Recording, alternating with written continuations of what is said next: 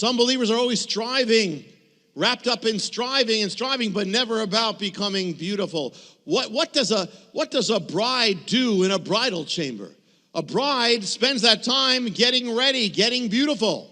And that's a difference, and of course, these are generalities, and every man and woman are different, but there are generalities that are part of our nature, and I will never understand it, and I know many people who are married will never understand how your bride goes into the bathroom and spends like an hour, 2 hours becoming beautiful. And there's all sorts of things going on and all sorts of things happening there I don't understand. And it's like a whole paint kit, like it's beyond anything I've ever imagined. And they're little machines, and you hear things, you don't know what's going on, don't question it. She comes out beautiful, good, but it's a difference. And it's, again, everybody's different, but this is something in many women. And that is, but the bride is what? She goes to a bridal chamber to become beautiful. When I had the wedding, those who remember when I got married, it was, I joke because I did a wedding once and the bride came an hour late. I said, well, it never happened.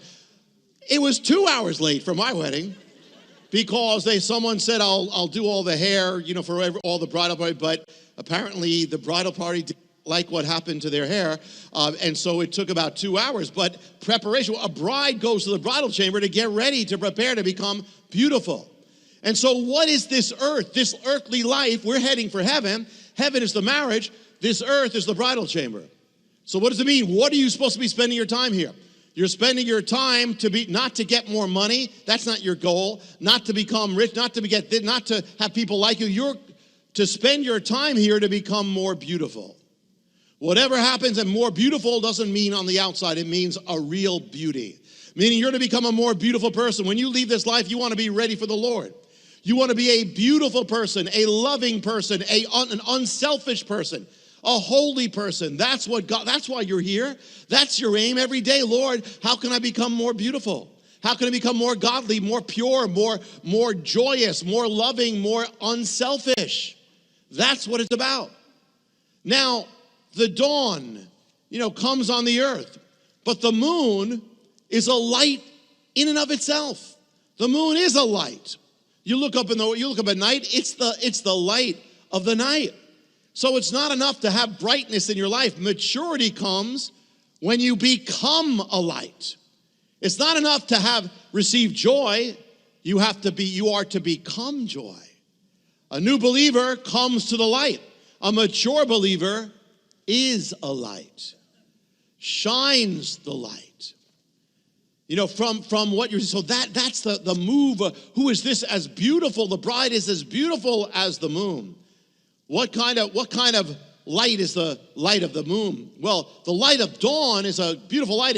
It kind of peaks out and then changes, but the light of the moon doesn't change. It's steady. It's consistent. It's always there. It's a glowing light. Being a believer, it's a glowing light at night. Moses glowed, seeing God. He came down the mountain, had to cover up his face because he was glowing, because he saw God. So when we have experiences of God, we glow. It's good to glow. I told you when I came to the Lord, he said, you're glowing, you should glow. But on the other hand, fireflies also glow. For a second, then they go off. It's like a lot of believers. They're second, then they're back to the old. Remember, in summer, ever as a kid go catching fireflies? You have a jar, and you'd see them glow, but then they're gone. You look at where are they? You only see them when they glow. Look here when they glow. And they between the glows, you don't see them. Well, that's how many believers are. One moment, hey, I have joy, I have this, but then not. Where's the fire that was there yesterday? Gone. Well, the glow of the moon isn't like that. The moon doesn't glow and then go out. It's not like a firefly. It always glows. The bride is to have a steady glow, the steady glow of the Lord. So she moves from one, she becomes a light. You are to become a light. When you watch the moon, it's very steady. Just stays there, but steady. So, in growing, we can't become the light unless we become steady in God. Steady, still, quiet. She's a light, the moon, It's a light, and the bride of God is as beautiful as the moon. What kind of light is the moon? The light of the moon, there's no fire there. There's no energy there. It's a vessel that is a light because it's reflecting the light. What we call moonlight is really just sunlight. It's all sunlight. Whatever the moonlight you see at night, it's sunlight. It's sunlight reflected becomes the moonlight. God is the sun. God is the light. We are the moon. With his sunlight, when the moon is covered, when the face of the moon is in the sun, is looking at the sun, it becomes filled with the light of the sun. When Moses came down the mountain, he was glowing with what light? The light of God. He was looking at God. That's why he was glowing with God. It was all reflected light. The bride is as beautiful as the moon. Why? Because she reflects the light of the sun. Her light is reflected. Her beauty is all in reflecting.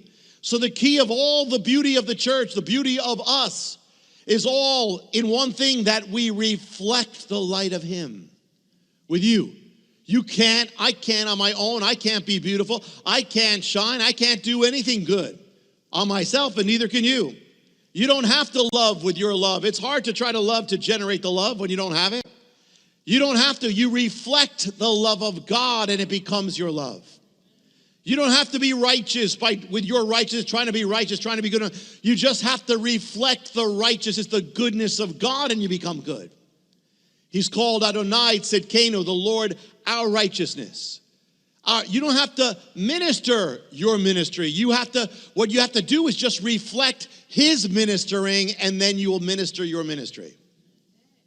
You don't have to be pure. You have to reflect the light of the one who is pure, and his purity will become your purity.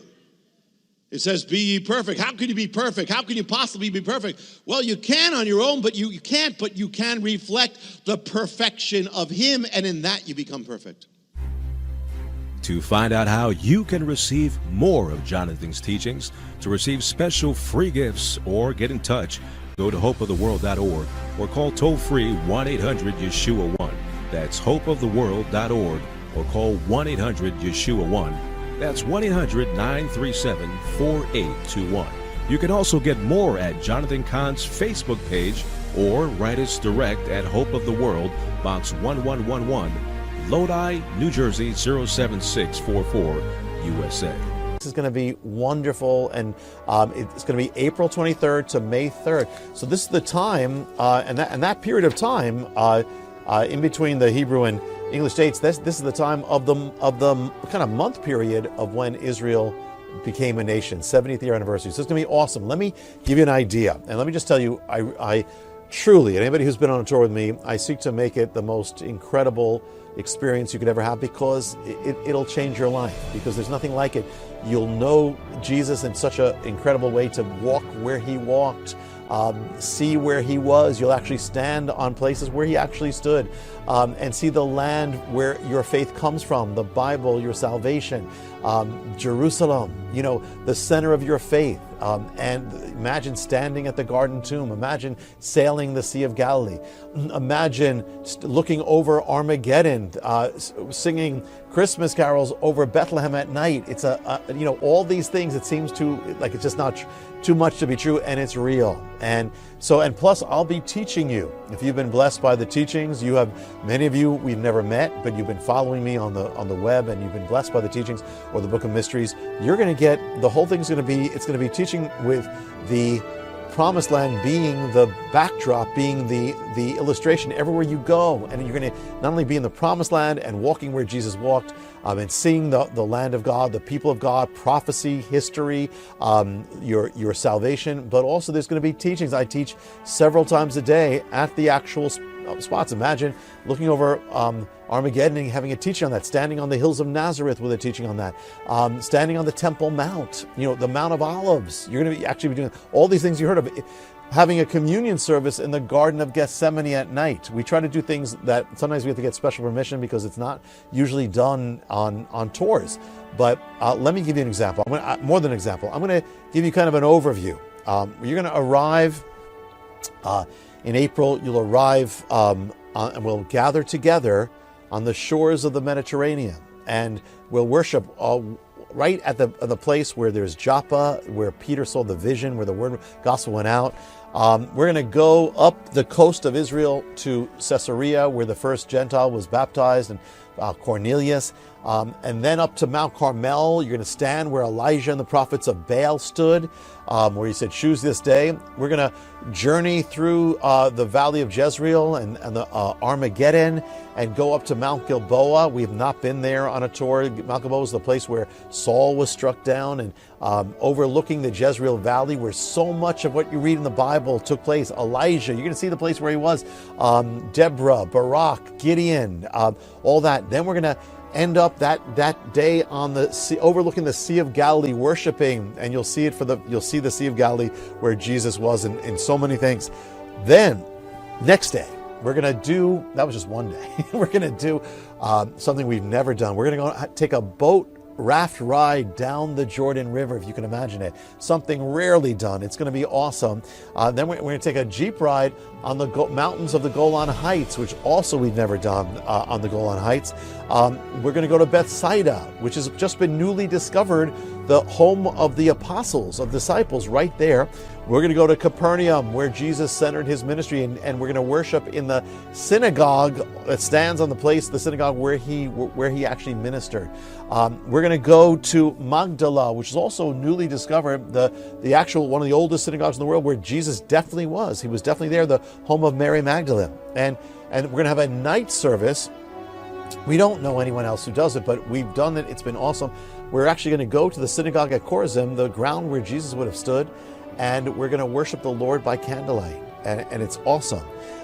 Then, next day, we're going to go to Cana, the place where Jesus performed the first miracle at the wedding, and there, under the olive trees of Cana, we're going to renew our vows to our beloved, the Lord. And if you're a couple, it's a chance to renew your love and your vows to each other. And then we go from there. It's always really beautiful. We go from there to Nazareth, to the kind of hilltop, mountaintop town, city of Nazareth. And there we're going to overlook the cliff, the precipice, where they said they try to push him over. And you're going to see Armageddon and everything. And we're going to have a special time there.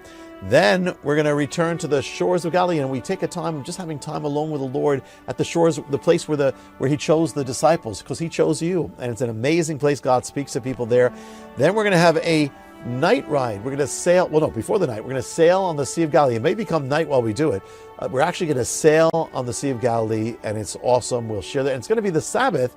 It's going to start then in Israel, where we're going to be on the Sea of Galilee. So we're going to have a special service on the boat. Then that night, we're going to do something not done. We have not done this, or at least for in this millennium. And that is, you're going to actually be able to bathe in the hot springs of Galilee. And this is where they went 2,000 years ago, the Roman hot springs. Amazing. Then we're going to go down the next day. We're actually going to have a baptism in the Jordan River. And for many people who've been baptized, you still can experience it. It won't be your baptism, but it'll be the experience of it as well in the Jordan River. And if you haven't been baptized, what a perfect place as well. But also, then we're going to go down the Jordan Valley, and we're going to go to Gideon Spring. But not only are we going to Gideon Spring, we're doing something very special that's not done. We have not done it. We're going to be swimming in one of the springs from the land of Gideon. We're actually going to swim in there. Then we're going to go down to Jericho, where we have not been. The walls of Jericho come down. We're going to see it. Then we're going to go into the wilderness of Israel. We're going to pass through the Dead Sea. You're going to pass through many of the places, and we're going to end up in an amazing Bedouin tent experience. We're going to have a Bedouin dinner, a Middle Eastern dinner in the tents. We're going to have a special time that night under the stars, worshiping God in the wilderness. You're going to ride a camel there in the wilderness as well. And then that next day, we're going to begin. It's going to be Sunday. So we're actually going to have a Sunday morning service in the wilderness of Judea, of the Bible. And there's so much to be said. There's nothing quite like that either. And then we are going to ascend to Masada, the fortress on the mountain with the last stand of Israel, and an amazing mystery that's hidden there. Then you're going to bathe in the Dead Sea, where you cannot sink. And we're going to hopefully get to En Gedi, where David hid from Saul, the springs of En Gedi. Then you're going to ascend at night to see the holy city, the center of the world, the center of your salvation, Jerusalem. And we're going to overlook on the mountains as we worship the Lord over Jerusalem. The next day, you're going to be standing on the center of the earth on the Temple Mount. And then we're going to go from there, and that's where God's going to reign from, and where the temple was, where Messiah was. Then we're going to go to the pools of Bethesda, where the Lord healed, and we're going to pray for healing there. We're going to go through the Lion's Gate, where Jerusalem was restored to the Jewish people. We're going to go to Yad Vashem. We're going to go to Herodian, place we've never been, which is the amazing place that Herod built, where he's buried there. But it's right by Bethlehem, and amazing place. It's archaeologically amazing. Then we're going to go to the Nativity, Church of the Nativity. Haven't been there for years. And we're going to go to Shepherd's Field. And by the time that's all there, it's going to be the time of getting dark, and we're going to have, by candlelight or by lights, we're going to sing Christmas songs over Bethlehem. And then that night, you're going to be able to go under the temple in the rabbi's tunnels. It's like an Indiana Jones adventure as you do that. The next day, we're going to go start on the Mount of Olives, where Messiah came the first time, where he's coming again, where his feet will stand. You're actually be on the Mount of Olives. Then we're going to go down to the city of David, the original Jerusalem, where you're going to see amazing things there. And we're going to do something have not done in this millennium. We're going to go through Hezekiah's tunnel. Talk about Indiana Jones. There's a river flowing underneath, and you're going through the tunnel that Hezekiah actually dug, and to the pool of Siloam, where the blind man was healed. Then we're going to enter the old city, Jaffa Gate. You're going to see the Holy Sepulchre, the Cardo. You're going to walk through the old city and the walls. We're going to approach the Western Wall. It's an amazing experience to worship the Lord there. Then we're going to go to the steps of the temple, where we will we'll be there where Jesus definitely was. Then do something that is almost never done. I've never known of any other people doing it, but it's amazing. We're going to go on the other side of the Temple Mount, and you're going to walk to the eastern gate, where Messiah is going to walk through. It's the gate of prophecy. And on the right is going to be Mount of Olives. On your left is going to be the eastern gate. It's an amazing prophetic experience. And then from there, we're going to go down to the Garden of Gethsemane at night, or as the sun's going down, which is never done. And we're going to have an incredible time with the Lord there. And we're going to have communion in that garden. Then, the day, I think it's day 10, you're going to be planting a tree. You're going to be part of prophecy. You're going to plant a tree in the soil of Israel. You're going to bless the land. It's going to be growing there, representing. Sometimes you can plant it for a loved one or plant it in honor of somebody. Then we're going to go to the house of Caiaphas, which is where Messiah was taken the night that he was held of his trial. And then we're going to go to the upper room, and we're going to pray. We're going to pray God's anointing. We even anoint you with oil for God's anointing on your life. We're going to even go on top of the upper room, on the rooftop, and pray for that anointing. And then finally, we're going to come to the garden tomb, the place of the resurrection, and we're going to have an amazing time there as well. And then, of course, and there's so much. There are things I haven't even mentioned, but that gives you a taste of how incredible, awesome, blowing you away it's going to be. It'll change your life. And so here's the thing. And we will do, and also Choral Tours that does this, works with me. They seek to do everything I ask, and I ask for everything, because I know for some people it's a once in a lifetime thing. It's going to bless your life. So what do you need to know? Okay, it's going to be May 2018, again, the 70th anniversary of Israel, prophetic time. And it's going to be, I think I gave April 23rd to May 3rd. And to get in, to reserve a seat, and you want to reserve a seat, it's filled up. It gets filled up fast, but this was the first announcement on the web. But to reserve a seat, or just to find out more information, or if you have questions, here's the contact. It's Choral Tours, Coral, Choral Travel and Tours. And the email to contact them is info, I-N-F-O, at coraltours.org, coraltors.org. So it's info at coraltours.org.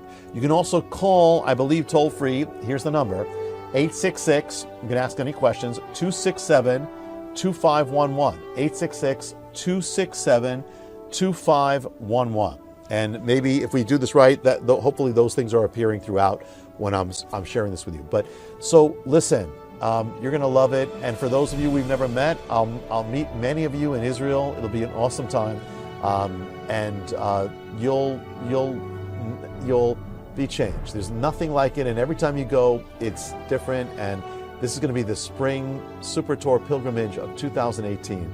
So you will love it. I look forward to seeing you on the shores. That's where we'll probably meet for the first time.